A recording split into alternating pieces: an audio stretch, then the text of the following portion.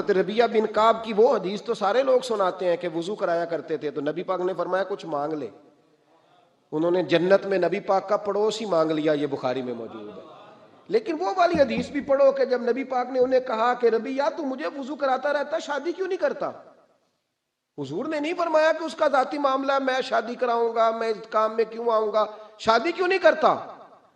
عرض کی حضور کوئی کاروبار نہیں، کوئی معاملہ نہیں، کوئی رنگ روپ نہیں، اور آپ کی خدمت سے بھی رک جاؤں گا. کہتے ہیں حضور خاموش ہو گئے. اگلے دن پھر پوچھا نکاح کیوں نہیں کرتے؟ میں نے کہا حضور نہ کاروبار ہے، نہ گھر ہے، نہ مکان ہے، نہ رنگ روپ ہے، کون رشتہ دے گا؟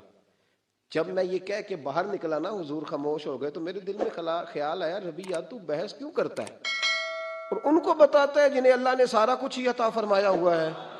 حضور کہتے ہیں شادی کیوں نہیں کرتا؟ تو چپ کر کے کہہ دے محبوبہ جیسے دل کرتا ہے ویسے کر دے، تو آگے سے دلیلیں دیتا پھرتا ہے. یہ بھی کو بات ہوئی. فرماتے ہیں اگلے دن میں نے ارادہ کر لیا، حضور نے اگر آج کہا تو کہہ دینا یا رسول اللہ جیسے دل لو کرے. میں نے وضو کرایا، میرا خیال تھا حضور یہاں روک کے کہیں گے، یہاں روک کے کہیں گے، پر حضور نے آج بات ہی کوئی نہ کی. میں دیر تک سوچتا رہا یہاں کہیں گے، یہاں کہیں گے، پر آج حضور نے بات ہی نہ کی. میں پچھتا رہا تھا کہ 2 دن موقع ملا میں نے ضائع کر دیا. فرماتے ہیں وضو پورا کرا کے جب میں باہر نکلا دروازے تک پہنچا تو محبوب نے آواز دی. بات سن میں ٹھہر گیا. فرمایا شادی کیوں نہیں کرتے؟ کہتے ہیں میرا تو دل پھولوں کی طرح کھل اٹھا. میں نے کہا یا رسول اللہ جیسے دل کرتا ہے کرا دے.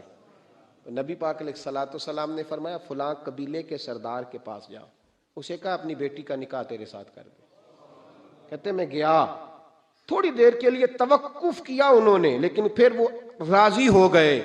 میں واپس آیا، سنو یہ جی اس کا ذاتی معاملہ ہے، لیکن نبی پاک نے دیکھا کہ اس کو ضرورت ہے میری، اس کا نکاح نہیں ہو رہا، گھر نہیں آباد ہو رہا، تو حضور نے پورا کردار ادا کیا.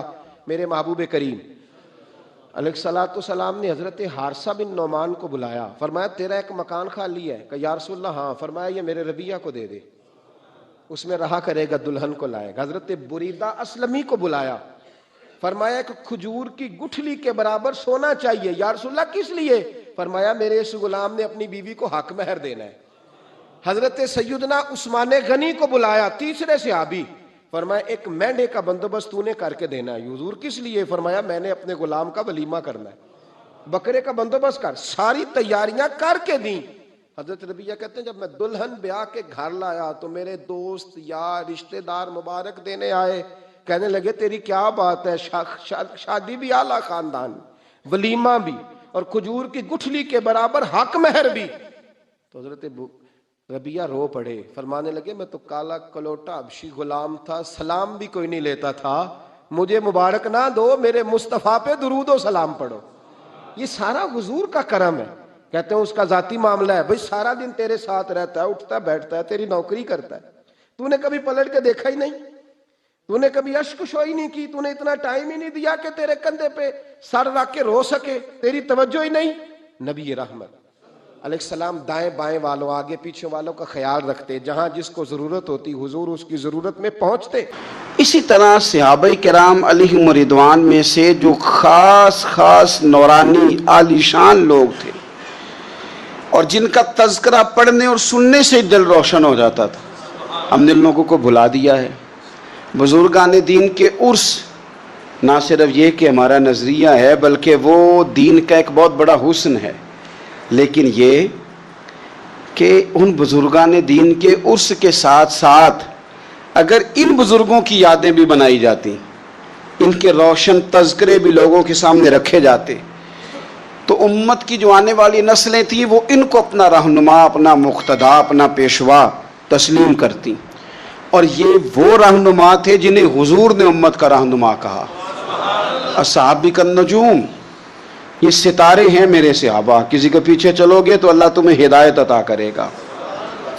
ان میں سے ایک صحابی کا تذکرہ، ایک جلیل القدر امین امت، السابقون الاولون میں سے چمکتے ہوئے ستارے، حضرت ابو عبیدہ بن جراح رضی اللہ تعالیٰ.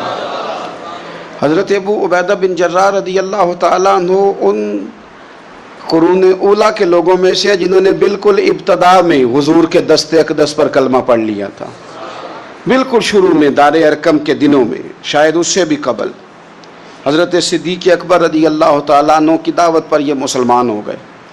بالکل شروع کے لوگ ہیں، وہ جو 10 لوگ جنہیں حضور نے جنت کی بشارت دی، 10 مبشرہ، ان میں نام ہے حضرت ابو عبیدہ بن جراح کا. صحیح بخاری میں حدیث ہے، نبی پاک صلی اللہ تعالیٰ علیہ وسلم نے فرمایا ہر امت کا ایک امین ہوتا ہے، اور فرمایا میری امت کے امین حضرت ابو عبیدہ بن جراح ہیں رضی اللہ تعالیٰ عنہ. اہل نجران کے کچھ لوگ آئے، انہوں نے عرض کی حضور کوئی ایک شخص ہمارے ساتھ روانہ کرے، اور بندہ کوئی امانت دار ہو، امین ہو. تو حضور مسکرائے، فرمایا میں تمہیں ایسا امانت دار دیتا ہوں کہ وہ اس طرح کا امانت دار ہے جس طرح کا کسی کو امانت دار ہونا چاہیے. ختم ہو جاتی ہیں اس سے آگے پیچھے یہ ساری تعریفیں. فرمایا اس طرح کے امانت دار کو تمہارے ساتھ بھیجتا ہوں، وہ کون ہے؟ فرمایا حضرت ابو عبیدہ بن جراح. اتنے فضائل جس شخص کے ہیں. آپ لوگوں کی کمزوری نہیں، یہ ہماری کمزوری ہے. ہم نے چاند ایک صحابہ کے تذکرے کیے، باقی بزرگ ترین شخصیات امت کے سامنے آنے سے وہ اس لیے رہ گئیں کہ ہماری ترجیحات کچھ اور چیزیں تھیں، ہمارے فکر کی جولانیوں میں کچھ اور چیزوں نے جوش زیادہ مارا. حضرت ابو عبیدہ بن جراح وہ خوبصورت آدمی ہے کہ ابن ماجہ میں ایک بڑا انوکھا فرمان موجود ہے.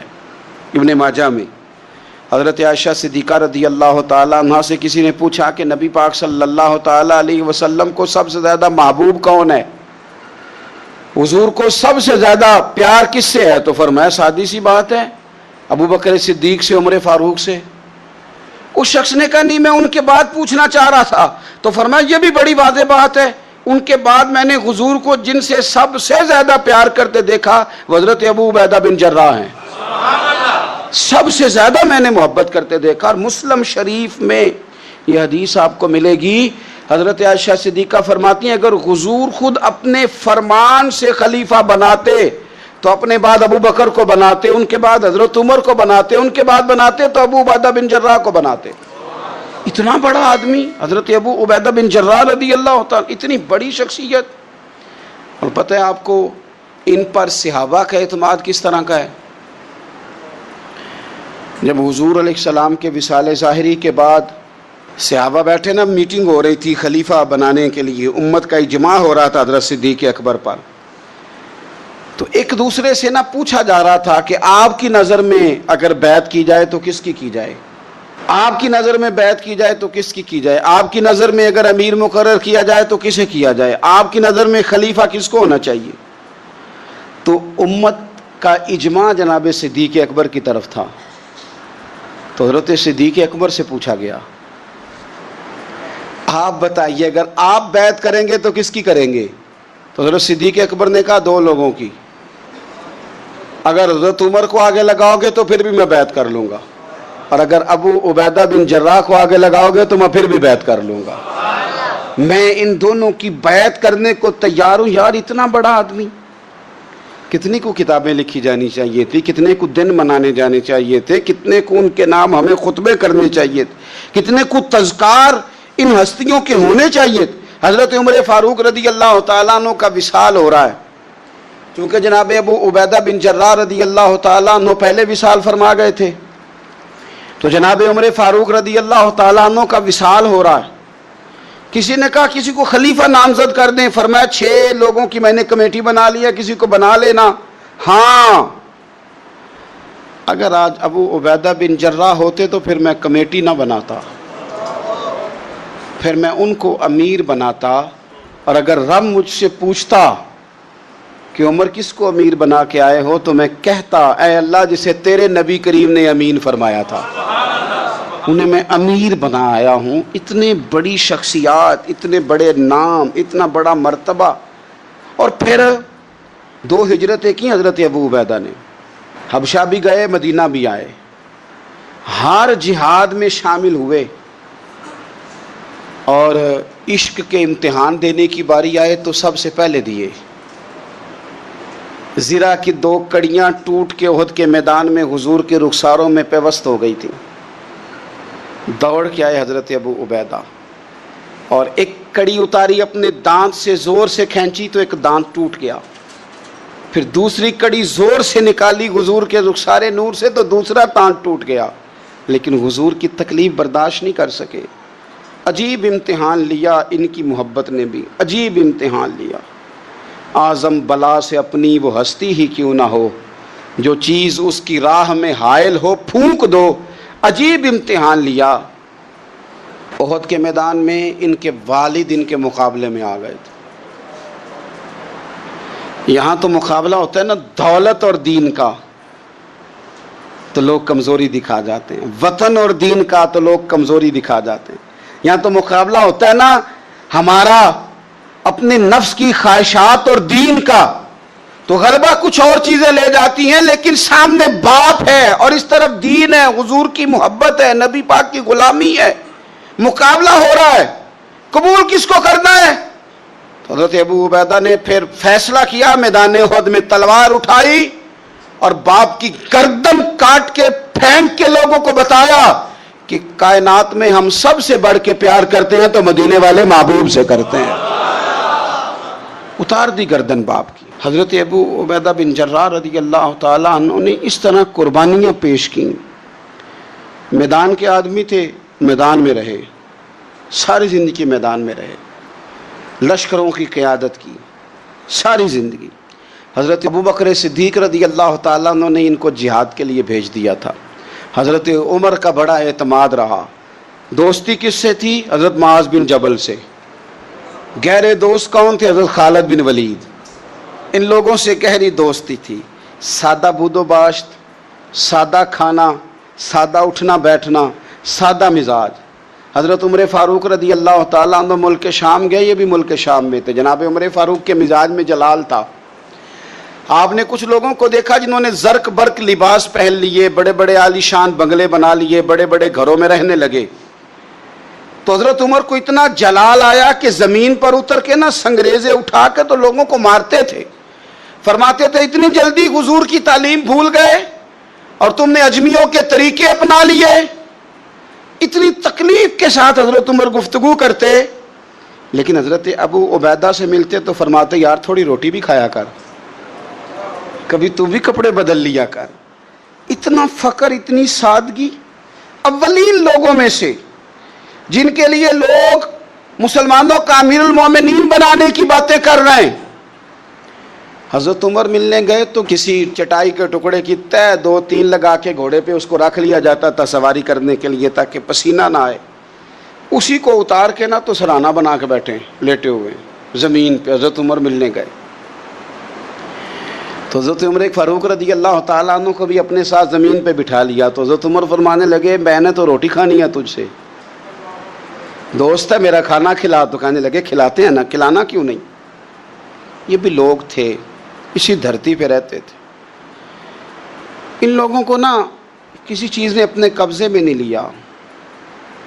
نہ عورتوں کی باتیں انہیں بہلا سکیں, نہ بچوں کی خواہشات کے ہتھے چڑھے, نہ زمانے کی تیز دوڑ میں شامل ہوئے, نہ کسی کہانی کا حصہ بنے, نہ لوگوں کی یہ باتیں کہ دور بدل گیا, کوئی چیز ہیوی نہیں ہوئی. اس لیے کہ انہوں نے فقیری مدینے والے محبوب سے سیکھی تھی. فقر میرے نبی کریم علیہ السلام سے سیکھا تھا. فقر تازہ تھا, ذہن وسیع تھا. حضرت سیدنا عمر نے کہا روٹی کھانی ہے تو تھیلے میں ہاتھ ڈالا, 2 خشک ٹکڑے روٹی کے نکالے اور فرمایا کھا لے.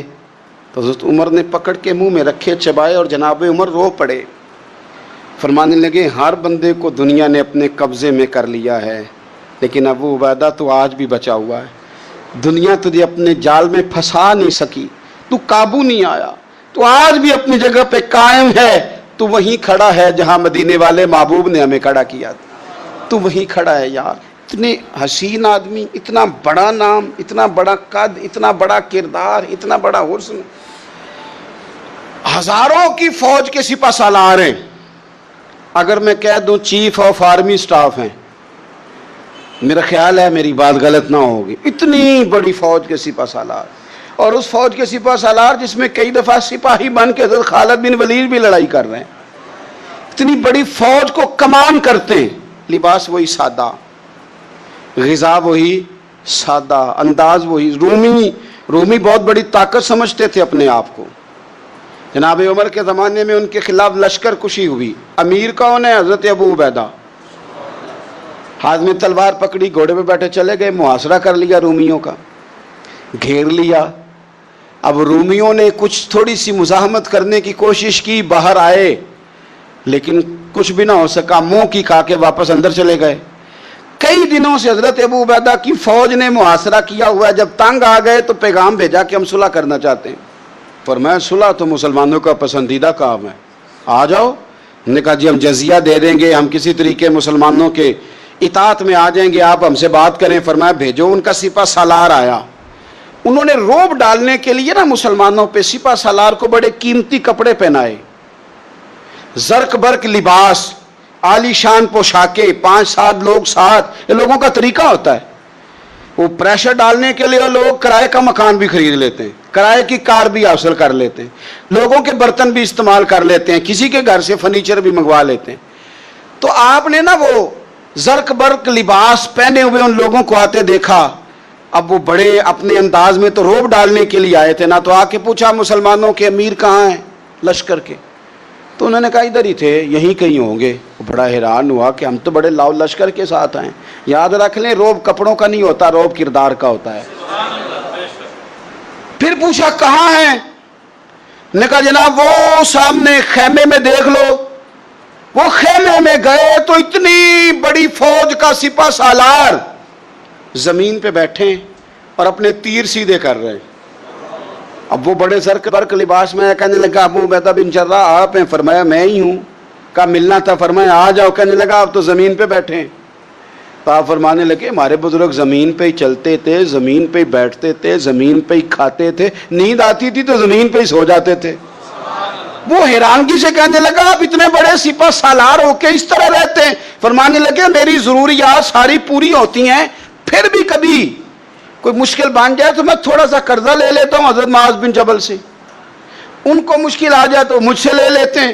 تو بالکل صحیح گزارا ہو رہا ہے کہ اس طرح کیوں بیٹھے ہیں, یہ کیا بات ہوئی؟ ہمارے ہاں لوگوں کا رونا دھونا نہیں, روز مکان کوئی نہیں تو رو پڑے, بچے کی شادی کرانی ہے تو رو پڑے, او ہو جی کیا بتائیں غریبی بڑی ہے تو رو پڑے. زمین پہ بیٹھے ہیں, زمین پہ بیٹھ کے خشک ٹکڑے کھا رہے ہیں, پر کہہ رہے ہیں بڑے مطمئن ہیں. یار کیا ہوا؟ کوئی ایسا مسئلہ نہیں.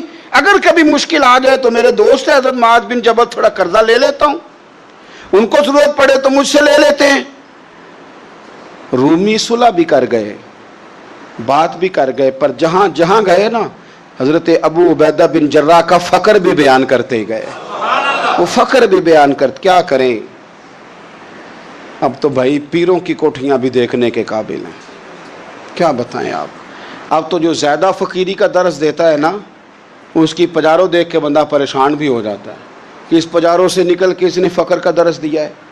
اب تو جناب لوگ یہی کہانی آ کے سناتے ہیں, یہی کہانی.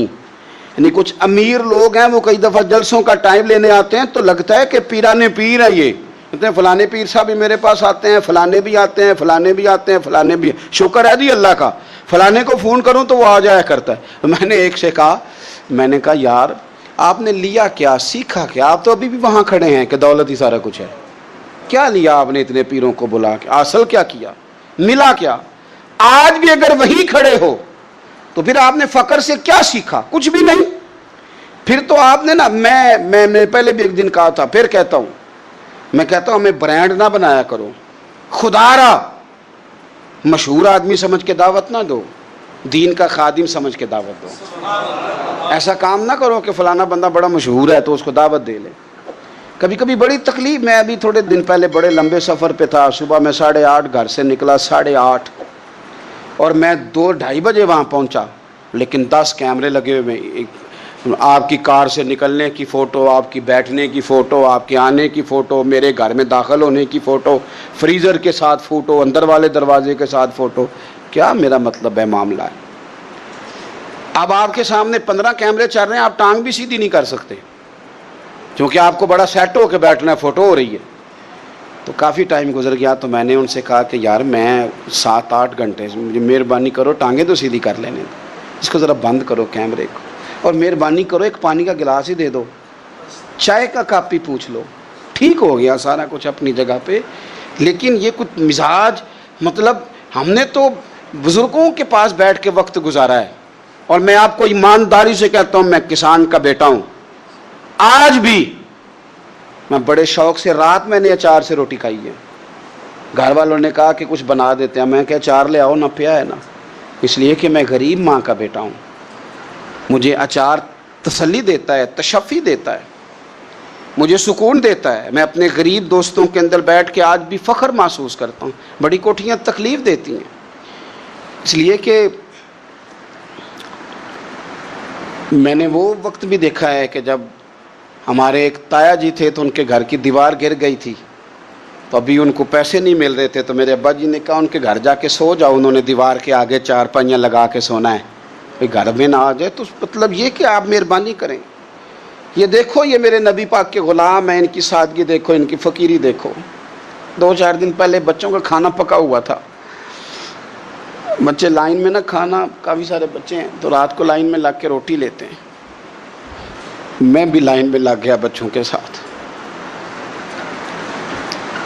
مجھے کہنے لگے آپ کیوں لائن میں لگے، میں نے کہا یہ اپنا وقت یاد آ گیا نا، دل کر رہا ہے، میں نے ان کے لیے نا پلیٹیں بنوائی ہیں، اس کے اندر سالن کی جگہ چٹنی کی جگہ، تو میں نے باورچی سے کہا اسی پلیٹ میں کھانا ڈال کے نا میرے لیے گھر بھیج یار، یہی والی روٹی بھیج، یہی کھانے کو دل کر رہا ہے، یہ آپ کا اصل ہے، یہ آپ کا اصل ہے، مہنگے کپڑے آپ کا اصل نہیں ہوتے، وہ تو برانڈ ہے، اس میں تو آپ بیٹھتے ہیں تکلف سے کہ ان کو سلوٹیں نہ پڑ جائے، اس میں تو آپ کسی سے صحیح طریقے سے سینہ بھی نہیں ملاتے کہ کہیں کو مسئلہ نہ بن جائے۔ حضرت ابو عبیدہ بن جراح رضی اللہ تعالیٰ عنہ نا اپنے گھر میں بیٹھ کے رو رہے تھے، روتے جا رہے تھے، تو کسی نے کہا کیوں رو رہے ہیں؟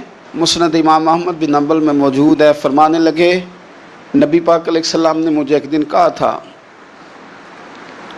کہ فتح ہو جائے گی، بڑے بڑے علاقے فتح ہوں گے، تو اپنے آپ کو سنبھال کے رکھنا، 3 خادم تیرے لیے کافی ہیں، ایک جو گھر میں کام کاج کرے، ایک جو تیری خدمت کرے، ایک جو تیرے سفر میں جائے، اور 3 سواریاں تیرے لیے کافی ہیں، زیادہ لوگوں نے بڑے بڑے جانور رکھے ہوتے تھے نا، 3 سواریاں ابو عبیدہ تیرے لیے کافی ہیں، ایک تیرے سفر کے لیے، ایک مال و اسباب اٹھانے کے لیے، ایک تیرے غلام کے لیے، زیادہ مال نہ جمع کرنا۔ یہ بات کرتے ہوئے رو پڑے، فرمانے لگے ہم لوگ اس جگہ رہ نہیں سکے جہاں حضور نے کھڑا کیا تھا، میرا استبل گھوڑوں سے بھر گیا ہے، اور میرے گھر میں غلام بھی زیادہ ہیں، حالانکہ صحابہ کہتے ہیں کہ کچھ ایسا نہیں تھا، لیکن چند چیزیں جو موجود تھی ان پر بھی روتے تھے، اور فرماتے تھے نبی پاک صلی اللہ علیہ وسلم نے فرمایا تھا قیامت کے دن میرے زیادہ قریب وہ شخص ہوگا کہ جس طرح میں چھوڑ کے جا رہا ہوں قیامت میں مجھے اسی طرح ملے۔ فرمانے لگے میں اس طرح نہیں رہ سکا، سوچتا ہوں نبی پاک کو کیا منہ دکھاؤں گا، کیا منہ دکھاؤں گا کریم کو، رو رہے ہیں گھر میں بیٹھ کے، رو رہے ہیں۔ ملک شام میں نا طاعون کا مرض پھیل گیا، حضرت ابو عبیدہ وہاں تھے، حضرت عمر نے خط لکھا، فرمایا جلدی آ جاؤ، آپ سے مشورہ کرنا ہے۔ آپ سمجھ گئے کہ عمر نا مجھے یہاں سے نکالنا چاہتے ہیں کہ مجھے مرض نہ لگ جائے۔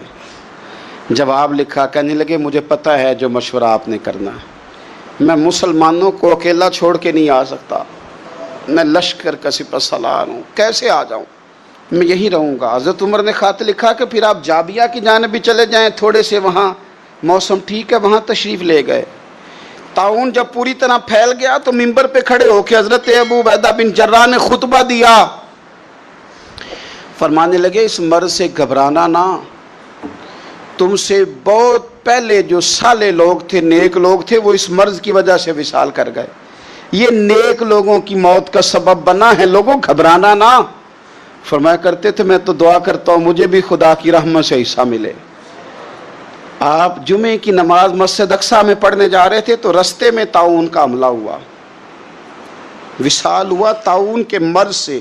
10 مبشرہ صحابی، امین امت، 58 سال عمر، جنازہ حضرت معاذ ابن جبل نے پڑھایا اور فرمانے لگے لوگوں پتہ ہے تمہیں آج کون گیا ہے؟ آج وہ گئے ہیں جنہیں حضور نے امین امت کہا تھا، آج وہ ہستی اٹھ گئی جنہیں نبی کریم علیہ السلام نے امین امت فرمایا تھا، حضرت معاذ ابن جبل نے جنازہ پڑھایا تو کچھ دنوں میں حضرت معاذ ابن جبل بھی تھا. ابو داؤد شریف میں ایک حدیث ہے،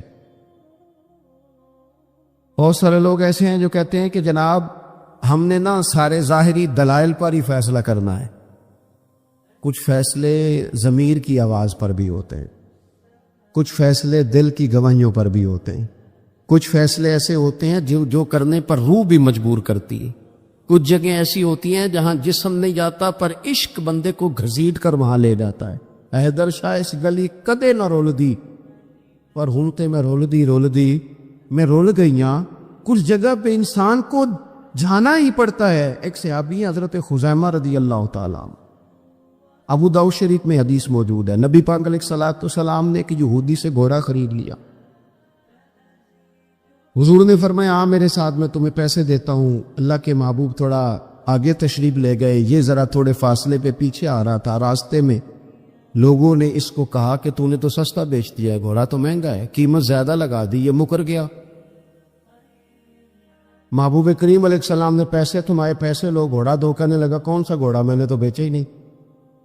اب جب سودا ہوا تھا گھوڑے کا تو حضور تھے یا وہ یہودی تھا، تیسرا شخص ہی کوئی نہیں تھا. کون سا گھوڑا، کیسا گھوڑا؟ اپنا حق چھوڑ دینا یہ بھی بعض اوقات بزدلی ہوتا ہے. نبی کریم علیہ السلام نے فرمایا بھائی تو کیسے مکر سکتا ہے جب تیرا میرا سودا طے ہوا ہے؟ جب ایک مخصوص رقم پر تو نے اسے بیچ دیا ہے تو مکر کیسے سکتا ہے؟ تو پیسے لے اور گھوڑا دے. اب جب تھوڑی سی بات تکرار میں آئی تو کچھ لوگ وہاں جمع ہو گئے، مسلمان، یہودی اور بھی کئی لوگ. وہ یہودی کہنے لگا جی آپ اس طرح کریں، ایک گواہ دے دے، میں زیادہ نہیں مانگتا، ایک دے دے، ایک بندہ کہہ دے کہ یہ گھوڑا میں نے بیچا ہے اور آپ نے خریدا ہے تو میں آپ کے حوالے کر دوں. اب وہاں بندہ کوئی دوسرا موجود ہی نہیں تھا تو گواہ کسے پیش کیا جائے؟ حضرت خزیمہ رضی اللہ تعالیٰ عنہ نبی کریم کے صحابی ہے، فوراً بولے. وہ بھی لوگوں کی باتیں سن کے وہاں آئے تھے، فوراً بولے، کہنے لگے یا رسول اللہ میں دیتا ہوں گواہی. دوڑ کے آگے آئے، کہنے لگے جی میں گواہی دیتا ہوں کہ آپ نے گھوڑا خریدا ہے، یہودی نے بیچا ہے. اب اس نے کہا تھا ایک بندہ کہہ دے تو میں دے دوں گا. اس کی شرط پوری ہو گئی. حضور نے پیسے اس کے ہاتھ میں دیے، اس نے گھوڑا محبوب کے دستے مبارک میں لگام تھمائی، حضور تشریف لے گئے، غلام کو دیا، گھوڑا گھر چلا گیا. نبی کریم نے حضرت خزیمہ سے کہا خزیمہ ایک بات تو بتا، تو تھا ہی نہیں اور تو نے بن دیکھے گواہی کیسے دے دی؟ تو حضرت خزیمہ رضی اللہ تعالیٰ عنہ کہنے لگے یا رسول اللہ یہ تو زمین کی خبر ہے نا، میں نے تو آسمان کی چیزیں بھی نہیں دیکھی، آپ نے کہا ہے تو میں مان گیا ہوں. تو میں تو آسمانی خبریں مان گیا، میں تو جنت آپ کے کہنے پہ مان گیا، میں تو دوزخ آپ کے کہنے پہ مان گیا، میں تو فرشتے آپ کے کہنے پہ مان گیا، میں تو قیامت کی ساری باتیں آپ کے کہنے پہ مان گیا. وہ بتا رہے ہیں، گویا وہ سمجھا رہے ہیں یا رسول اللہ میں نے تو رب بھی نہیں دیکھا، تو آپ کے کہنے پر مان گیا. اور جب اتنی ساری چیزیں آپ کے کہنے پہ مان گیا ہوں تو گھوڑا تو چیز ہی کوئی نہیں. اب دیکھیں حضور کا تبصرہ یہاں کیا ہے. انہوں نے ایمان کا مرکز و محور ذات مصطفیٰ کو سمجھا. ان کو سمجھ آئی کہ کل کائنات حضور کی ذات ہے. اب حضور سید عالم علیہ السلام نے اس بات کو سن کر اعلان کیا فرمایا؟ حضور فرمانے لگے لوگوں جہاں بھی شرعی گواہی کی ضرورت ہو نہ دو گواہ چاہیے ہوتے ہیں، لیکن جہاں میرا یہ خزیمہ موجود ہو ایک کی گواہی دو کے برابر شمار کی جائے گی. اتنا بڑا اعزاز، نظریاتی طور پر اتنی زیادہ پختگی. جب تک اپنے ایمان کا مرکز اور محور ذات مصطفیٰ کو نہیں سمجھا جاتا. ایک اور بھی بات عرض کروں، کئی کام ہوتے ہیں وہ کام تو ہوتے ہیں پر خشک بڑے ہوتے. کچھ ڈیوٹیاں تو ہوتی ہیں لیکن وہ ڈیوٹیاں تھکا بڑا دیتی. کچھ سفر تو ہوتے ہیں پر وہ سفر پورے وجود کو توڑ پھوڑ کے رکھ دیتے.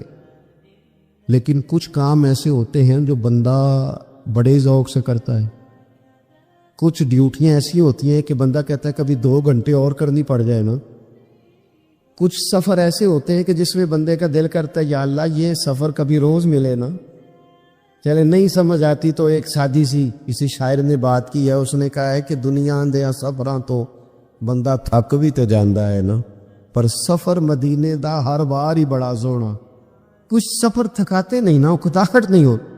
کچھ چیزیں انسان ذوق سے کرتا ہے, اس کی طبیعت. اگر نبی پاک علیہ السلام کی ذات کے ساتھ دل کی قلبی وابستگی ہو جائے,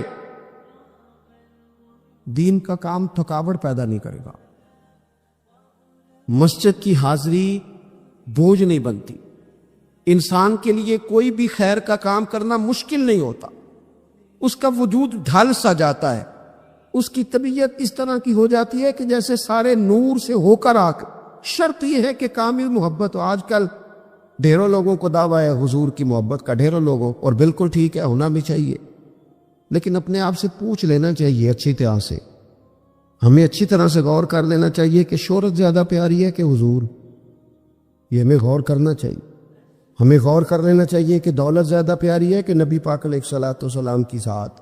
ہمیں غور کرنا چاہیے کہ برادری اور قبیلے کی رسمیں زیادہ پیاری ہے یا حضور کے دین کی بات زیادہ پیاری.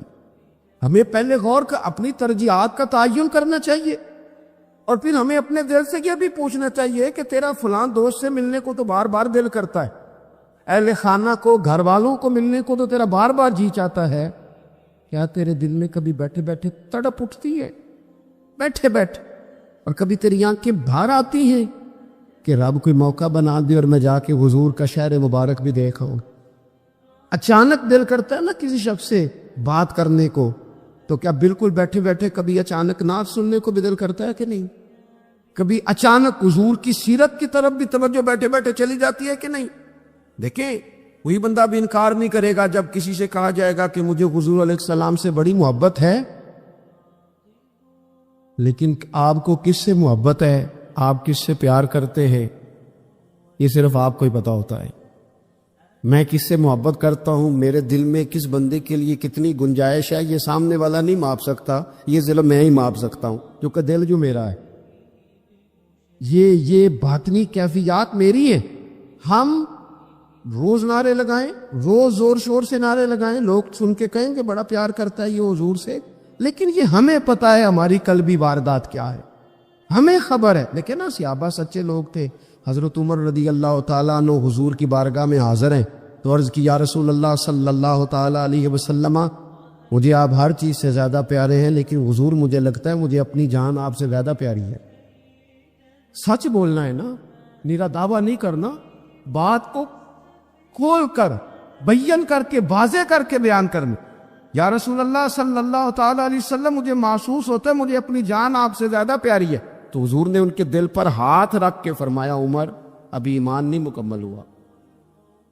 تو حضور کے دست پاک کا فیض آیا کہ حضرت عمر اسی وقت بول پڑے, عرض کرنے لگے حضور آپ حکم کریں, میں جان بھی قربان کرنے کو تیار.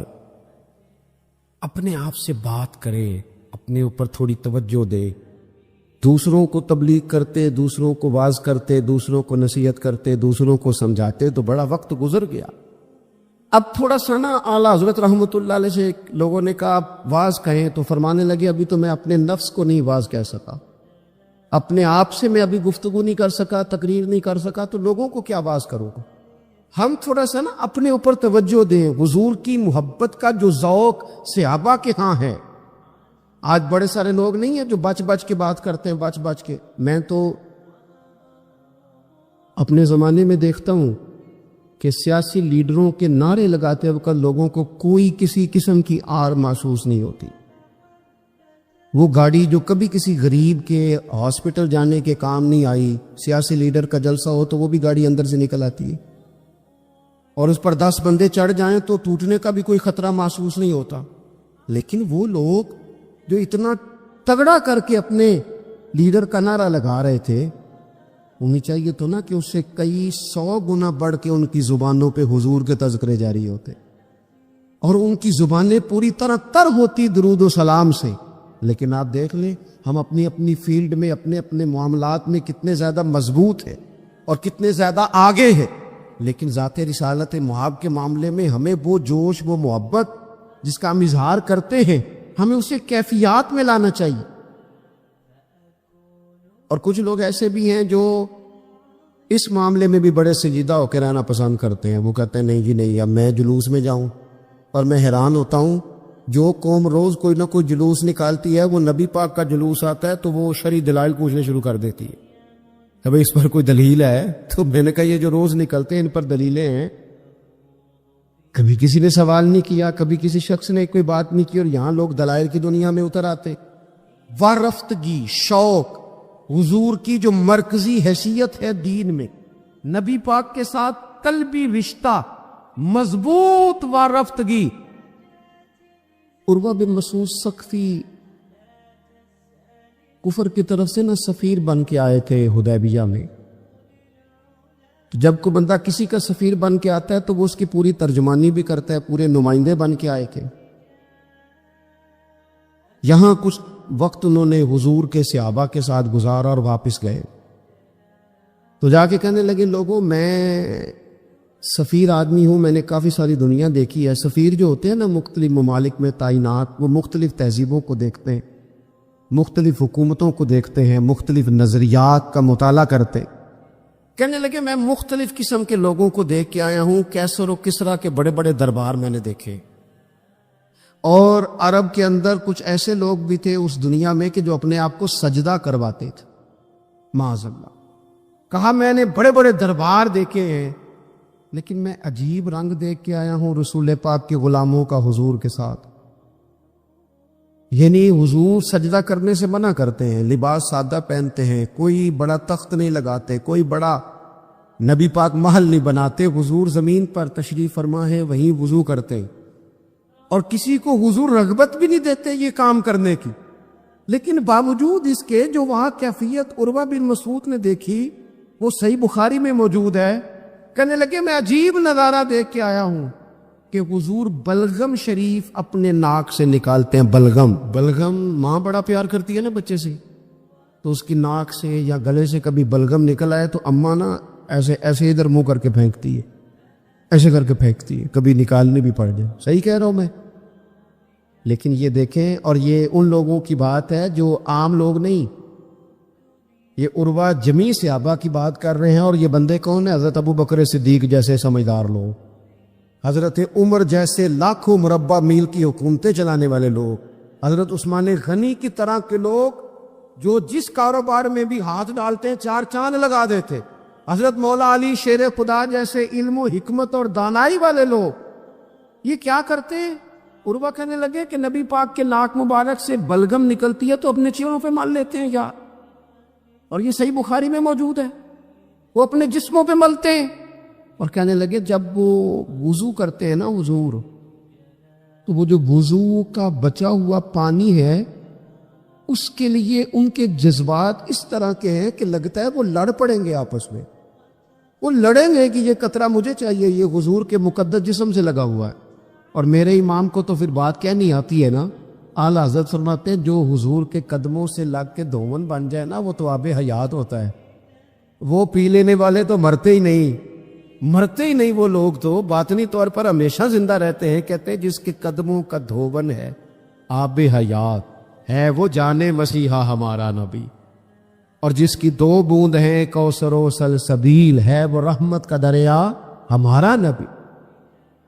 عروہ کہنے لگا وہ تو لڑ پڑیں گے۔ اور تیسرا عروہ کہنے لگا میں نے عجیب منظر وہاں دیکھا ہے کہ حضور کوئی حکم کرتے ہیں تو ہر بندہ پہل کرتا ہے، جلدی کرتا ہے حکم ماننے، تیزی دکھاتا ہے۔ اور تیسرا میں نے یہ دیکھا ہے جب حضور گفتگو کرتے ہیں تو ان پر اس طرح کا رعب طاری ہوتا ہے کہ وہ تو نظر بھر کے حضور کا چہرہ بھی نہیں دیکھتے۔ کہنے لگا یہ کیفیات میں ان لوگوں کے دیکھ کے آیا ہوں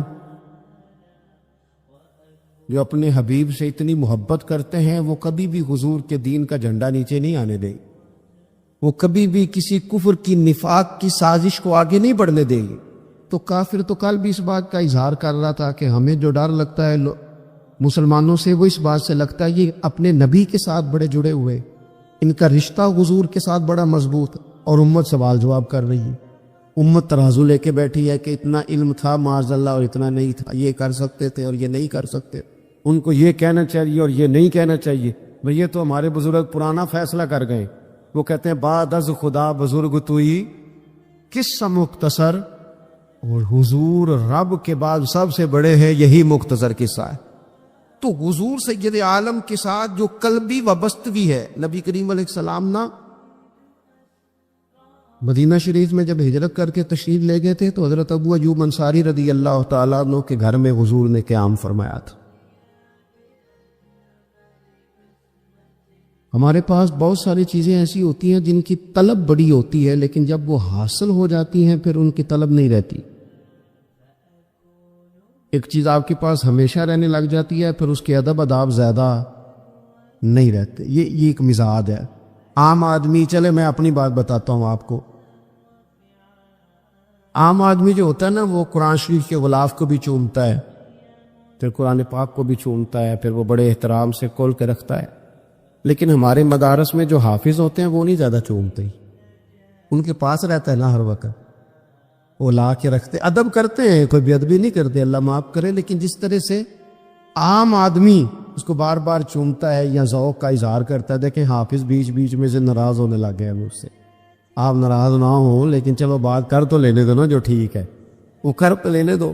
یہ ہوتا ہے بعض اوقات، جو چیز بالکل قریب آ جاتی ہے نا، یعنی ایک چیز آپ کا مقصود ہے اور اگر وہ مقصود مل گیا تو وہ جو درویش نے کہا تھا نا کہ یہی بہتر ہے کہ پردوں میں وہ پردہ پوش رہے، اس کی بھی بڑی حکمتیں ہوتی ہیں، اس لیے کہ جو تڑپ، ملنے کی تڑپ کی جو لذت ہے وہ کئی دفعہ وصال کی لذت نہیں ہوتی، تو یہی بہتر ہے کہ پردوں میں وہ پردہ پوش رہے، اور وہ اگر پردے ہٹا دے تو پھر کسے ہوش رہے۔ جب آپ کو وہ چیز میسر آ جاتی ہے تو پھر اس کی قدر، اسی لیے حضرت عمر فاروق رضی اللہ تعالیٰ عنہ کا یہ طریقہ تھا کہ جب لوگ حج کر لیتے تھے نا تو فرماتے تھے حج ہو گیا، اب اپنے اپنے گھر جاؤ، زیادہ دیر نہ رہو حرم شریف میں، زیادہ دیر رہو گے تو قدر نہیں کرو، اب جاؤ۔ بڑی دلچسپ ہوتی ہیں بے ترتیب ملاقاتیں، کبھی کبھی ملنے میں ذوق زیادہ ہوتا ہے، لطف زیادہ ہوتا ہے، طمانینت زیادہ ہوتی۔ حضرت ابو ایوب انصاری کہتے ہیں مجھے مقصود مل گیا، کرم ہو گیا، میں منتظر تھی، میری روح، میری نظر کے حضور میرے گھر تشریف لائیں، حضور آ گئے، کرم ہو گیا، رحمت ہو گئی۔ اب ایسا نہیں ہے کہ ان لوگوں کو مقصود مل گیا ہے تو بس بات ختم ہو گئی، اب وہ سمجھ گئے کہ میرے تو گھر آ گئے تو میرے لیے تو ساری بات ہی کھل گئی ہے۔ ان کی ادبی معرفت کا یہ عالم تھا، اور نبی پاک کے ساتھ ان کی وابستگی کا یہ حال تھا کہ کہتے ہیں میں نے نا، میرے گھر کی 2 منزلیں تھی، میں نے نچلی والی منزل حضور کے لیے چھوڑ دی تاکہ نبی کریم صلی اللہ تعالیٰ علیہ وسلم کی زیارت کے لیے لوگوں نے آنے جانا ہے تو لوگوں کے لیے آسانی رہے۔ فرماتے ہیں نیچے حضور آرام فرما ہے اور میں اوپر والی منزل پہ تھا، جا کے چارپائی پہ لیٹ گیا۔ یہ مسلم شریف میں آپ کو ملے گا، اس کی اصل ملے گی آپ کو۔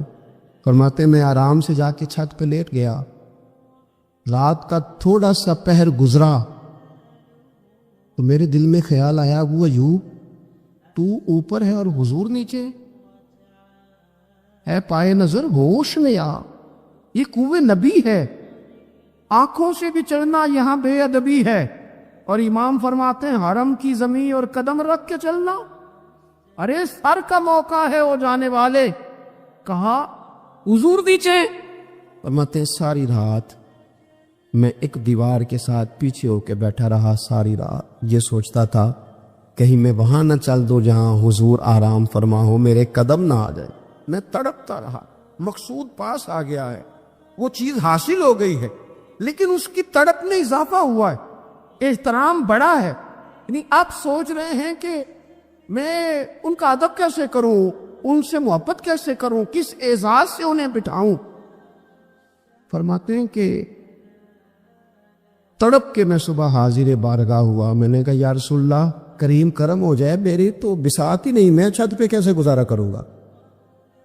تو حضور فرمانے لگے میرے پاس تو لوگوں نے آنے جانا ہے، میں تو نیچے ذرا آسانی محسوس کرتا ہوں، یہی ٹھیک۔ یا رسول اللہ آپ کی بات ٹھیک ہے، پر کریم اگر کرم ہو جائے نا تو مہربانی ہوگی۔ اللہ کے رسول نے جب نظر مبارک اٹھا کے حضرت ابو ایوب انصاری کا چہرہ دیکھا نا، خیال آیا مسلمان نیک و بد پہچان جاتے ہیں اور محمد تو آدمی کے دل کی باتیں جان جاتے ہیں صلی اللہ تعالی علیہ وسلم۔ حضور نے جب نظر فرمائی اور ان کی آنکھوں میں چمکتے ہوئے آنسو دیکھے تو حضور فرمانے لگے میں سمجھ گیا ہوں تو نہ اوپر رہ پائے گا نہ سو پائے گا، تو بچے لے کے نیچے آ جا، میں ہی اوپر چلا جاتا ہوں۔ صحابہ کی وہ جو خاص قلبی کیفیات ہے رسول پاک کے ساتھ، میرے سنگیوں دیکھو، میلاد شریف کا جو جھنڈا ہے وہ بھی میلاد شریف کا ہی ہے،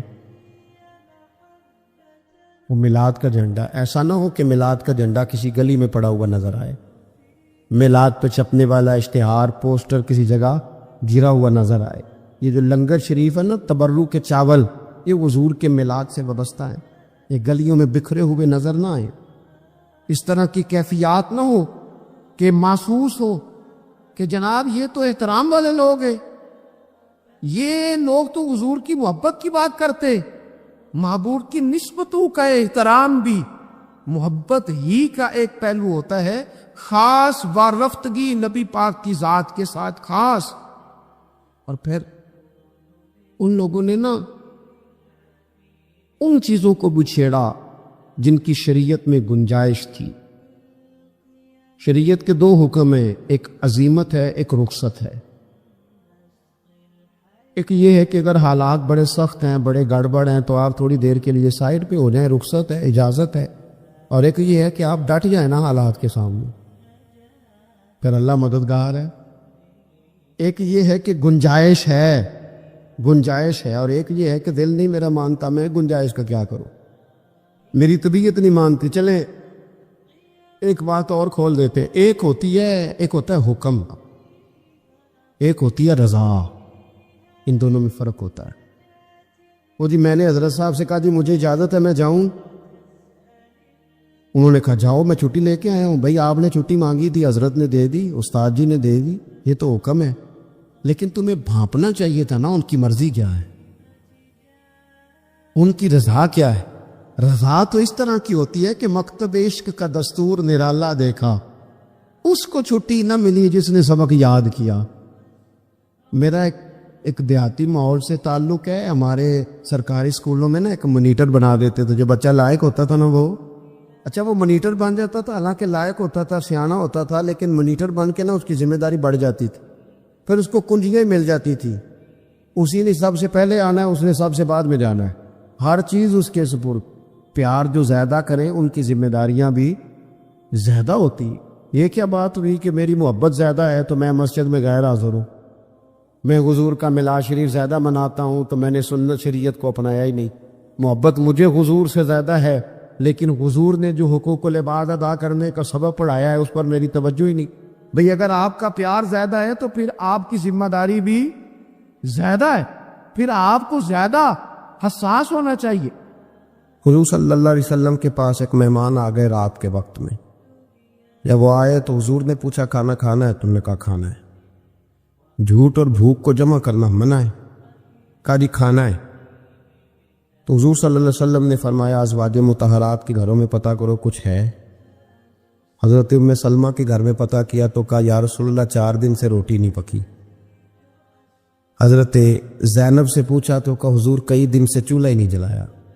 حضرت عائشہ صدیقہ، حضرت میمونہ، حضرت سودا، تمام گھروں سے بظاہر یہ 2 جہاں کے شاہ ہیں، پر پاس کچھ رکھتے نہیں، 2 جہاں کی نعمتیں ہیں ان کے خالی ہاتھ میں، ہر چیز ہے پر فقر اختیاری ہے، کوئی شے نہ ملی۔ نبی پاک صلی اللہ علیہ وسلم نے مسجد میں اعلان کیا، فرمایا کون ہے جو میرے مہمان کو روٹی کھلائے؟ ان لفظوں کا حسن کوئی حسن والا ہی سمجھ سکتا ہے۔ فرمایا کون ہے جو میرے مہمان کو کھانا کھلائے؟ تو ایک صحابی لے گئے اور اٹھے، وہ صحابی جو صحابہ میں غریب تھے، ایک انصاری جو غریب آدمی تھے، بہت زیادہ امیر آدمی اللہ کی راہ میں خرچ نہیں کر پاتا، اس کے لیے مشکل ہو جاتا ہے۔ اس کے لیے بہت امیر آدمی جو ہوتا ہے نا، وہ جتنا زیادہ امیر ہوتا ہے نا اتنی دیوار اس کے گرد کھڑی ہو جاتی ہے پیسوں کی، مشکل ہو جاتا ہے اس کے لیے۔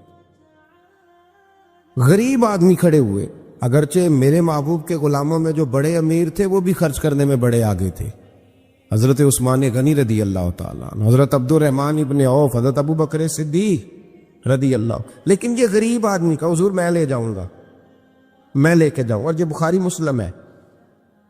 حضور نے فرمایا لے جاؤ، وہ اب سے آپ بھی گھر لے گئے اور بیوی سے مشورہ کیا، بات پہ غور کرنا، ہر چیز کی بھوک دیکھی جا سکتی ہے، بچوں کی نہیں دیکھی جا سکتی۔ وہ انصاری حضور کے مہمان کو گھر لے گئے، جا کے بیوی سے مشورہ کیا، کہا بھلی مانس گھر میں کچھ ہے؟ تو اس نے کہا تھوڑا سا بچوں کے لیے کھانا رکھا ہے، بچوں کے لیے۔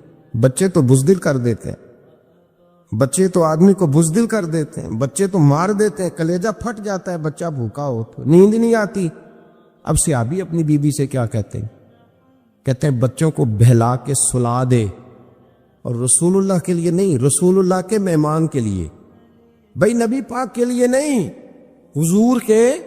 تجھ سے در در سے سگ اور سگ سے ہے مجھ کو نسبت، میری گردن میں بھی ہے دور کا پٹکا تیرا، تجھ سے در در سے سگ، سگ سے ہے مجھ کو نسبت۔ لمبی بات ہے کہ بچوں کو سلا دو۔ بی بی نے بچوں کو سلا دیا تو میاں بیوی کا مشورہ ہوا کہ مہمان کے ساتھ بیٹھ کے روٹی کھانا بھی سنت ہے۔ تو اب مہمان کے ساتھ بیٹھ کے کھانا بھی ہے تو کھانا ہے ایک دو آدمی کا۔ اب خاوند اپنی بیوی کو تیار کرتا ہے کہ میں بھی کھانے پہ بیٹھ جاؤں گا، تو بھی بیٹھ جانا، اور جب مہمان کھانے میں ہاتھ ڈال لے تو اٹھنا، کہنا او ہو دیا تو صحیح کیا ہی نہیں، ابھی بجھ جائے گا، اور جا کے دیا بجھا دینا۔ ہم ہاتھ ہلاتے رہیں گے، مہمان روٹی کھاتا رہے گا۔ اور یار اس درد کو، اس کیف کو سمجھو، گھر میں بچے بھی بھوکے، بچوں کی ماں بھی بھوکی، بچوں کا باپ بھی بھوکا، دسترخوان پہ روٹی لگ گئی، روٹیاں چون ڈالی، بی بی اٹھی کہنے لگی او ہو چراغ تو صحیح کیا ہی نہیں، یہ تو بجھ جائے گا۔ حوصلے مند بی بی جس نے بچے بھوکے سلا دیے، تو بھوکے سوئے ہوئے بچوں کی بھوکی اماں اٹھی اور اپنے خاوند کی تابع داری میں اٹھی، میں گڈی تے ہتھ ڈور سجن دے، وہ جنج رکھے اونج رہنا ہے، اٹھی اور اس نے نہ دیا ٹھیک کرنے کے بہانے بجھا دیا۔ مہمان روٹی کھاتا رہا اور رسول اللہ کے نوکر قربانی دیتے رہے۔ وہ روٹی کھا کے سیر ہو کے بستر بچھایا تو سو گیا۔ یہ میاں بیوی ساری رات بچوں کی طرف دیکھتے رہے اور غور کرتے رہے اور راضی رہے کہ ہم نے حضور کا فریضہ نبھایا ہے۔ قربان جاؤں محبوب پہ، بے خبر ہو جو غلاموں سے وہ آقا کیا ہے۔ وہ صحابہ وہ اگر قربانیاں دیتے تھے تو جو اعزاز ملتا تھا وہ بھی بڑا شان والا ہے۔ صحابی کہتے ہیں میں فجر کی نماز پڑھنے مسجد آیا، پہلا قدم رکھا تو میرے کریم بولے، حضور نے فرمایا رات جو تو نے اور تیری بیوی نے عمل کیا ہے خدا کو بھی بڑا پسند آیا ہے، محمد مصطفیٰ کو بھی بڑا پسند آیا۔ اور پھر ایک لفظ اور ہے حدیث میں، ایک روایت میں کچھ جملے اور بھی ہیں۔ حضور نے فرمایا جب تو اور تیری بیوی رات مہمان کے ساتھ ایثار کر رہے تھے نا، تو عرش کا مالک تمہیں مسکرا کے دیکھ رہا تھا، رب تمہیں دیکھ کے مسکرا رہا تھا، رب تمہیں دیکھ کے مسکرا۔ تر دامنی پہ شیخ ہماری نہ جائیے، ہم دامن نہ چھوڑ دیں تو فرشتے وضو کریں۔ اور میں وہ مسکرا رہا تھا کہ میرے بندے میرے رسول کی رضا کے لیے کیا کر رہے ہیں۔ اور صاحب دیکھو، نبی پاک کے لیے نہیں، خاندان کے لیے نہیں، خاندان نبوت کے لیے نہیں، حضور کے نہ سمجھے یار، اس پہلو کو سمجھے۔ نبی پاک کے بریلی کے امام بول پڑے، فرمانے لگے تجھ سے در سے سگ سے ہے مجھ کو نسبت، تجھ سے در سے سگ کتے کو کہتے ہیں فارسی میں۔ فرماتے محبوب تیرا دروازہ اور دروازے پہ کتا، اور کتے کے پاس میں بیٹھا ہوں، چلو کتے کے پاس تو بیٹھا ہوں نا، میری گردن میں بھی کوئی تو پٹکا آیا ہی ہے نا۔ تجھ سے در سے سگ اور سگ سے ہے مجھ کو نسبت، چلو میری گردن میں بھی ہے دور کا پٹکا تیرا۔ قرآن مجید بول اٹھا، رب کریم نے فرمایا حبیب یہ تیرے غلام وہ ہیں کہ وَيُكْسِرُونَ عَلَىٰ أَنفُسِهِمْ وَلَوْ كَانَ بِهِمْ خَصَاصَةٌ۔ فرمایا ان کا حال یہ ہے کہ جس چیز کی شدید حاجت ہوتی ہے وہ بھی اپنے بھائیوں پہ قربان کر دیتے، وہ دے دیتے ہیں تیرے نام پہ۔ جب مکے والے مدینے آئے انصار مدینہ تو میرے مصطفیٰ کریم نے فرمایا نہ تمہاری نسلیں ایک ہیں نہ قبیلے ایک ہیں، لیکن تمہارا نبی ایک ہے، تمہارا رسول ایک، خدا ایک، کتاب ایک، تمہارا میری وجہ سے رشتہ ہے۔ چلو اپنے بھائیوں کے ساتھ احسار کرو، چلو احسار کرو۔ اگر کسی کے 2 مکان تھے تو اس نے ایک اس کو دے دیا جو مکے سے آیا تھا، 2 باغ تھے تو ایک دے دیا، کسی کے پاس ایک تھا تو آدھا بانٹ کے دے دیا، ہر چیز تقسیم کر دی۔ حالات بدل جاتے ہیں۔ تلک الایام نداولها بین الناس، اللہ لوگوں کے درمیان دن بدل دیتا ہے، حالات بدل گئے۔ بڑا مال غنیمت آیا، بنو نذیر کا علاقہ فتح ہوا تو میرے رسول پاک صلی اللہ تعالی علیہ وسلم نے انصار مدینہ کو اکٹھا کیا، فرمایا بھئی مال اب بڑا آ گیا ہے۔ دو باتیں، یہاں تو اس طرح کرتے ہیں کہ میں ان کو کہتا ہوں جو مکے سے آئے تھے کہ جتنی تمہاری جائیدادیں باغ انہوں نے لیے ہیں واپس کر دیتے ہیں تمہیں، اور جو مال آیا ہے وہ بھی تم میں سے آدھا آدھا دونوں کے درمیان بانٹ دیتے ہیں، یا جیسے تمہارا دل چاہے تمہارے مال بھی واپس کرتے ہیں اور جو وہاں سے مال آیا وہ تمہارے بیچ بانٹ دیتے ہیں، یا اگر تم کہو تو یہ مال ان کو دے دیتے ہیں مہاجرین کو، تمہیں تمہارے مال واپس مل جاتے ہیں۔ حضور نے پوچھا انصار مدینہ سے، حضرت سعد بن معاذ، سعد بن عبادہ تڑپ کے کھڑے ہوئے، عرض کی محبوبہ میں تو ابو بکر کو جانتا ہی نہیں تھا، حضور مجھے کیا پتا عمر کون ہے، میں کیا جانوں عثمان غنی مولا علی کی عظمتوں کو، محبوبہ میں نے تو تجھے ان کی طرف مسکرا کے دیکھتے ہوئے دیکھا ہے، تیرا جلوہ دیکھا ہے، تجھ سے در در سے ساگ ساگ سے ہے مجھ کو نسبت، یا رسول اللہ صلی اللہ علیہ وسلم ہم سے مشورہ نہ کریں، آپ اس طرح کریں جو جائیدادیں ہم نے انہیں دی ہیں وہ بھی ان کے پاس رہنے دیں، اور جو مال آیا ہے وہ بھی ان میں تقسیم کر دیں، اس لیے کہ ہمیں تو بس اتنا پتہ ہے کہ یہ آپ کے غلام ہے، آپ کے نوکر ہیں، ہمیں اس سے زیادہ کسی چیز کے کوئی غرض ہے، بس آپ کے غلام ہے، بات ختم ہو گئی۔ حضور خاموش ہو گئے۔ صحابہ کہتے ہیں دیر کے بعد ہم نے کہا فیصلہ ہونا چاہیے، فیصلہ پتہ کیا ہوا؟ حضور نے ہاتھ اٹھائے، کہا اے اللہ میرے مدینے والوں پہ رحم فرما، اے اللہ میرے انصار پہ رحم فرما، اللہ ان کے جذبے قبول فرما۔ بھائی اظہار والی زندگی، وہ کیا بات ہوئی کہ میں نے بڑی قربانی دی ہے، اور جب تک تو قربانی نہیں دیتا تو قدر والا نہیں ہوتا۔ جو چیز قربانی سے حاصل ہوتی ہے اس کی قدر ہوتی ہے، جو چیز مفت میں آ جاتی ہے اس کی کوئی قدر نہیں ہوتی، کوئی قدر نہیں۔ میں اکثر سوچتا ہوں کہ حضرت خواجہ اجمیری کے خلیفے اجمیر میں بھی تو ہونے چاہیے تھے نا، لیکن ان کے خلیفے اجمیر میں نہیں ہوئے، دلی میں ہوئے۔ تو میں سوچتا ہوں دلی والوں کے خلیفے دلی میں ہونے چاہیے، لیکن دلی میں نہیں ہوئے، پاک پتن میں ہوئے، تو پاک پتن والوں کے یہاں ہو جاتے، اس لیے کہ قربانی جو دیتا ہے نا، جو دور سے چل کے آتا ہے وہ قربانی کرتا ہے، قربانی دیتا ہے، اس کو قدر زیادہ ہوتی ہے۔ ہم نے کسی شے کے لیے کبھی قربانی نہیں دی، نہ دین کے لیے، نہ قرآن کے لیے، نہ مسجد کے لیے، نہ شیخ کے لیے، نہ طریقت کے لیے، قربانی تو ہے ہی نہیں۔ تو جو شے مفت ملتی ہے اس کا نہ مزہ آتا ہے نہ قدر ہوتی ہے۔ جو چیز قربانی کر کے لیتے ہو نا، قربانی کر کے، اس کی قدر ہوتی ہے۔ کسی لیے کہا تھا کسی درویش نے، اس نے کہا تھا قدر نبی دا ایک کی جانن دنیا دار کمینے، قدر نبی دا جانن والے سو گئے وچ مدینے۔ ان سے پوچھو نا، ان سے پوچھو ان حضرات کو کتنی قدر تھی۔ قربانی اپنی زندگی میں دینا سیکھیں۔ ایک ہوتی ہے بندے کی ذاتی خواہش، اس کو کچلنا بڑا مشکل ہوتا ہے۔ قربانی بڑی ضروری چیز کا نام ہے، اور جو قربانی دینا سیکھ جاتا ہے وہ بچ جاتا ہے۔ کتیا 6 بچے جنم دیتی ہے لیکن قربانی نہیں نہ دیتی بچوں کی، تو ریوڑ نہیں بنتے، اجڑ نہیں بنتے۔ بکری 2 بچے پیدا کرتی ہے اور سال کے بعد ہزاروں بچوں، لاکھوں بچوں کی قربانی دیتی ہے، پر پھر بھی جدھر جاؤ بکرے ہی بکرے نظر آتے ہیں۔ جو قربانی دینا سیکھ جاتا ہے نا، یزید نے کوئی قربانی نہیں دی، اس لیے کوئی شخص بھی کھڑا ہو کے نہیں کہتا، حالانکہ 14-15 بیٹے تھے یزید کے، کوئی بھی کھڑا ہو کے نہیں کہتا میں اس کی نسل میں سے ہوں۔ امام حسین نے ساری قربانی دے دی۔ ایک زین العابدین بچے تھے، پوری دنیا میں اللہ نے سید عطا فرمائے ہوئے ہیں۔ جو قربانی دینا سیکھ جاتا ہے وہ بچ جاتا ہے۔ ہم نا قربانی کیا، ہمارے پاس تو اضافی شے ہے وہی دینے کو تیار نہیں۔ جب آپ تیار ہی نہیں تو سودا ہی نہیں کر، آپ نکلے ہی نہیں میدان میں، تو حاصل کیسے ہو؟ حصول تو تب ہوگا نا جب آپ کوئی انویسٹمنٹ کریں گے، تو آپ انویسٹ ہی نہیں کر رہے تو بھائی آپ نے پودا ہی نہیں لگایا تو پھل کیسے ملا؟ قربانی نہیں دی تو وہ درجہ کیسے ملے؟ اس کے لیے تو قربانی ضروری ہے۔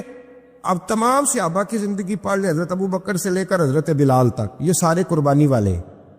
آپ تمام اولیاء کی صفت پڑھ لیں، حضرت غوث اعظم، جیلانی، داتا علی اجویری، خواجہ معین الدین، یہ سب قربانی والے لوگ ہیں، قربانی دیتے رہے تو بچے ہوئے ہیں۔ ان کے جو ساتھ تھے وہ بھی قربانیوں والے تھے۔ قربانی حصہ ہے طریقت کا، قربانی ضروری ہے۔ اور ہمارے صوفیاء تو کہتے ہیں جس شخص نے تصوف میں آ کے قربانی نہیں دی، بزرگوں کے پاس ایک شخص آیا، غالباً خواجہ نظام الدین محبوب الہی کی بات ہے، میرے ذہن میں نام پورا نہیں سما رہا، تو ایک مرید نے آ کے کہا حضور زکوٰۃ کتنی دینی ہے؟ فرمایا 2.5%۔ تھوڑی دیر کے بعد حضرت نصیر الدین چراغ دہلوی آ گئے، کہا حضور اللہ کے راستے میں کتنے دینے ہیں؟ فرمایا 50%۔ وہ ایک ساتھی قریب بیٹھا تھا، اس نے کہا پہلے کے لیے 2.5% کا فتویٰ تھا، اس کو کہہ دیا آدھے دے دے۔ چند منٹ گزرے تو حضرت امیر خسرو بھی آ گئے، کہا حضور زکوٰۃ کتنی دینی ہے؟ فرمایا جو ہے سارا ہی لے آ، تیری 100% ہے۔ تو وہ ساتھی جو قریب بیٹھے تھے اس نے کہا بابا فتوے علیحدہ علیحدہ ہیں۔ فرمایا فتویٰ ایک ہی ہے، بندے علیحدہ علیحدہ ہیں، فتویٰ ایک ہی ہے، مجھے پتہ ہے کون کتنے دے سکتا ہے، وہ جس کو میں نے 2.5% کہا ہے وہ بھی جا کے حساب کتاب کرے گا، اس نے 2.5 بھی پورا نہیں دینا۔ فرمایا جس امیر خسرو کو میں نے کہا نا سارا لے آ، اس کا دل کرے گا میں اپنا مکان بھی توڑ کے لے آؤں۔ میں نے فتویٰ ایک ہے، بندہ دیکھ کے بات کی ہے۔ بھائی قربانی نہیں ہے، اظہار ہی نہیں ہے، جذبہ ہی نہیں ہے، ہمارا مزاج ہی نہیں ہے، لیکن نا یہ اب ایک تو شریعت کی قربانی ہے نا یہ، تو اس پہ بھی لوگ بڑا سوچیں گے، اس پہ بھی لوگ بڑا سوچیں گے، فتوے پوچھتے پھریں گے کہ جی میرے اوپر تو ابھی میں نے تو 15,500 قرضہ دینا ہے، دوں کہ نہ دوں، کون سی دوں؟ فتوے پوچھیں گے، دینے کی دفعہ فتوے پوچھیں گے اور لینے کی دفعہ چھٹی، جو آتا ہے آنے دو۔ کبھی لینے کی دفعہ بھی فتویٰ پوچھنا صاحب کہ یہ مجھے اتنا مال آ رہا لے لوں کہ نہ لوں، وہ لے لیا، قابو کر لیا، جب دینے کی باری آئی تو فتویٰ اظہار کرے، اور اظہار صفت ہے مسلمان کی، یہ اظہار کرنے لگتا ہے تو بچنے لگ جاتا، اس کا فائدہ ہونے لگ جاتا، قربانی دینے لگ جاتا ہے تو بچ جاتا ہے۔ کسی نے کہا تھا سن اے مسلمان، یہ نقطہ فیض قرآنی میں ہے، عظمت و اسلام اور مسلم صرف قربانی میں ہے۔ اگر تو جینا چاہتا ہے تو قربان ہو، مزاج میں قربانی۔ اور ایک عیسائی اسکالر تھا امریکہ کا، صرف ایک حدیث پڑھ کے مسلمان ہو گیا، کلمہ ہی پڑھ گیا۔ حدیث کیا ہے؟ جنگ یرموک ہے۔ تو 7 سے آوا زخمی ہے، چور چور زخموں سے لیٹے ہوئے، گرمی بڑی شدید ہے، العطش العطش، پیاس پیاس پیاس پکارے ایک صحابی۔ ایک آدمی دوڑا دوڑا آیا، پانی کا برتن ہاتھ میں ہے، اس کے منہ کے قریب پانی کیا تو قریب ایک اور زخمی نے کہا میں بھی پیاسا ہوں۔ زخموں سے چور چور شخص نے، میدان میں پڑے ہوئے آدمی نے کہا یار پہلے اسے پلا دو، وہ زیادہ پیاسا ہے۔ وہ کہتا ہے میں جب اس کے پاس گیا، اس کو پانی دینے لگا تو ایک آدمی قریب سے اور بولا یار میرے تو زبان پہ زخم ہے، دوڑ کے آؤ، بڑی پیاس۔ کہتا میں نے پانی کا کٹورا اس کے قریب جو کیا تو چوتھا بول پڑا، میں اس نے کہا ادھر لے جاؤ یار میرا گزارا ہو جائے گا، کام چل جائے گا۔ وہ کہتا 5واں بول پڑا تو چوتھے نے انکار کر دیا، میں نہیں پیوں گا، پہلے اس کے پاس لے جاؤ۔ کہتا حد ہو گئی، 7ویں تک میں آیا، اور جب میں 7ویں تک آیا تو پہلے نے پھر چیخ ماری، تو فرماتے ہیں وہ 7واں کہنے لگا نہیں ادھر لے جا یار، اس کو پیاس زیادہ لگی ہوئی۔ کہتے ہیں جب میں اس تک گیا تو وہ جام شہادت نوش کر چکا تھا۔ پلٹ کے دوسرے کے پاس آیا تو وہ بھی فوت ہو گیا، تیسرے کے پاس آیا تو وہ بھی رب کریم کی بارگاہ ناز میں حاضر ہو گیا، 7 شہید ہو گئے۔ تو پانی کا کٹورا میرے ہاتھ میں رہا، میں کبھی آسمان دیکھتا، کبھی زمین دیکھتا، کبھی پانی دیکھتا، کبھی میں ان 7 شہیدوں کے چہرے دیکھتا، پھر دل میں خیال آیا یہ تو گردنیں کاٹنے والے تھے، یہ تو ایک دوسرے کو قتل کرنے والے تھے، یہ تو خون پینے والے تھے، آج یہ سارے اس لیے کر رہے ہیں کہ سارے محمد عربی کے غلام بن گئے، رسول اللہ صلی اللہ علیہ وسلم کے نوکر بن گئے۔ وہ کہتا میں نے حدیث پڑھی تو میں مسلمان ہو گیا۔ میں نے کہا یہ جذبے دنیا دار بندہ پیدا نہیں کر سکتا، یہ جس نے جذبہ پیدا کیا ہے وہ اللہ کا سچا رسول ہے۔ میرے بھائی اظہار کا مزاج پیدا کریں، قربانی تو نہیں رہی معاشرے میں، اظہار ہی تو نہیں ہے، ہم روایتیں پڑھتے ہیں سنتے ہیں، لیکن آپ یقین کریں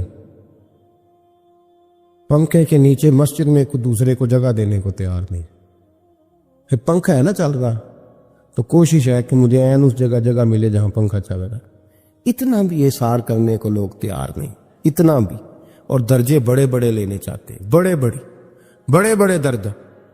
وہ ہمارے پاس لوگ آتے ہیں 2-4 لفظ لکھے ہوتے ہیں نا نام کے ساتھ، کوئی علامہ لکھ دیتا ہے، کوئی پیر صاحب لکھ دیتا ہے، تو لوگ بڑی باتیں پوچھ لیتے ہیں کئی دفعہ آ کے پوچھتے ہیں میرا زیارت کرنے کو دل کرتا ہے. میں کہتا ہوں یار تو نے آخری سیڑھی پہ پیر رکھ دیا ہے, بالکل آخری پہ. دل تو تیرا جس چیز کو کرے گا تو وہ کرنے لگ جائے گا. پہلے شروع تو حضرت جنید بغدادی رحمت اللہ تعالی علیہ, وہ دریا کنارے کھڑے تھے تو آپ دریا کے اندر پیر رکھا آگے جانے کے لیے. یہ اعلیٰ حضرت نے لکھا ہے واقعہ ملفوظات شریف میں. دریا پار کرنے کے لیے پیر رکھا تو ایک شخص کہنے لگا حضور مجھے بھی ساتھ لے لیں. آپ نے فرمایا میں دریا پار کروں گا تو اس طرح کرنا, میرا کرتا پکڑ لے اور یا جنید کہنا شروع کر دے. یا جنید. اس پہ فتویٰ بھی لگ جاتا ہے پر کیا کرے, اب مسئلہ تو صحیح ہے نا. تو پیر میرا پیچھے سے کرتا پکڑ لے اور یا جنید کہا ہے. وہ کہتا ہے پیر رکھا نا حضرت نے پانی میں تو میں بھی پیچھے. تو حضرت جنید بغدادی کیا کہتا ہے یا رحمان یا اللہ, یا رحمان یا اللہ. وہ خود یہ پڑھ رہے ہیں اور مجھے لگایا یا جنید بھی. کہتے ہیں دریا میں وہ بھی چلنے لگے تو میں بھی, یوں لگا جیسے پکے فرش پہ چل رہے ہیں. کہتے تھوڑا سا گزرا تو میں نے کہا بابا خود یا رحمان یا اللہ کہہ رہا ہے اور مجھے یا جنید پہ لگایا ہوا ہے, تو چلو میں بھی یا رحمان یا اللہ پڑھتا ہوں. کہتے میں نے یا رحمان یا اللہ کہا تو میں ڈوبنے لگ گیا, دریا میں ڈوبنے لگا. تو حضرت فرمانے لگے تجھے کہا نا یا جنید کہہ. کہتے پھر یا جنید کا تو پھر اوپر آ گیا. تھوڑا اور جا کے اب شیطان باز تو آتا نہیں, الذی یوسوس فی صدور الناس, یہ جاتا تو دل تک ہے نا, باز تو آتا نہیں. دن میں 36 دفعہ تو مشورہ دیتا ہے کہ سیدھی نماز پڑھو, یہ کس چکر میں لگ گئے, روز تو تقریر کرتا ہے. کہتا پھر دل میں وسوس آیا تو پھر میں نے جا کے کہا کہ یہ مجھے خود یا رحمان یا اللہ اور میں یا جنید. پھر میں نے کہا یا رحمان یا اللہ تو پھر ڈوبنے لگا. کہتے ہیں بابے نے پکڑ کے نکالا, کہا چپ کر کے یا جنید کہہ اگر پار جانا ہے تو یا جنید کہہ. کہتے کنارہ آ گیا تو میرے دل میں خودی تھی, وسوسہ تھا کہ بابا تو یا رحمان یا اللہ کہے تو ترے, میں کہوں تو ڈوبے. میرے دل میں وسوسہ تھا. اللہ والے ادھار تو رکھتے ہی نہیں نا, جو بات دل میں آتی ہے وہ بیان پہلے کر دیتے ہیں. ادھار تو ہے ہی نہیں ان کے ہاں. وہ تو کہتے ہیں تجھے بولنے کی گنجائش ہی نہیں دیں گے, تیرا سوال دل میں ہوگا جواب ہماری زبان پہ ہوگا. یہ تو چکر ہی نہیں نا, بالکل کوئی کھاتا ہی نہیں. رب کریم کا بندہ تو بات ہی وہ کرتا ہے جو کو دل میں لے کے آتا ہے. فرماتے ہیں جیسے ہی میرے دل میں یہ وسوسہ تھا, حضرت جنید بغدادی رحمت اللہ تعالی علیہ باہر نکل گئے تو پلٹ کے میری طرف دیکھا اور مسکرا کے فرمانے لگے بیٹا جنید تک تو پہنچ لے, اللہ تو ابھی بڑی دور ہے. ابھی جنید تک تو پہنچ جا, ابھی تو جنید تک نہیں پہنچا, ابھی تو میرے تک تو پہنچ جا, اللہ تو ابھی بڑی دور ہے. تو ڈائریکٹ ہی وہاں تک جانے لگا ہے, شروع تو ہو ابھی. تو یہاں لوگ سیدھا جا کے کہتے ہیں زیارت کرنا.